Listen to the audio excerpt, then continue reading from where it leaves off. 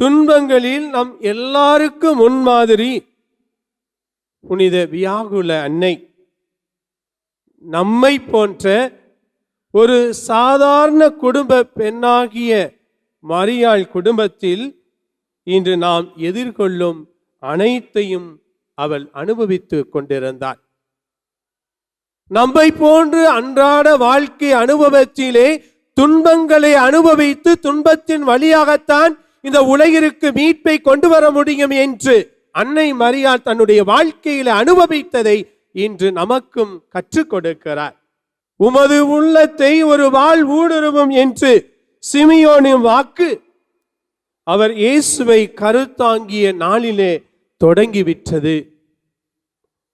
அது இயேசுவின் கல்வாரி பலியிலும் இயேசுவின் விண்ணேற்றத்திற்கு பின் அந்த துன்பங்கள் அவளுடைய வாழ்க்கையிலே தொடர்ந்த கதையாகத்தான் இருந்தது. இருந்த போதிலும் குழப்பமான சூழ்நிலையில் பலவற்றை அன்னை மரியாள் தன் வாழ்வில் சந்தித்தார். தன்னுடைய வாழ்க்கையிலே 7 வியாகுலங்களை சந்தித்தார். தன்னுடைய வாழ்க்கையிலே சொல்ல முடியாத அந்த 7 அனுபவங்களையும் அவள் சந்தித்த பொழுது தன்னுடைய மகனுடைய திருவுளத்தை முழுமையாக நிறைவேற்றுவதற்கு, அவருடைய மீட்பின் திட்டத்தில் பங்கேற்பதற்கு அந்த துன்பங்கள் அனைத்தையும் தன்னுடைய வாழ்க்கையிலே ஏற்றுக்கொண்டவள் தான் புனித வியாகுல அன்னை என்பதை விவிலியமும் திருச்சபையும் நமக்கு எடுத்துரைக்கிறது. ஆம், இறை இயேசுவில் பிரியமான எனது அன்பு சகோதரமே, உமது உள்ளத்தையும் ஒரு வாள் ஊடுருவி பாயும் என்பது முதலாவது வியாகுலம்.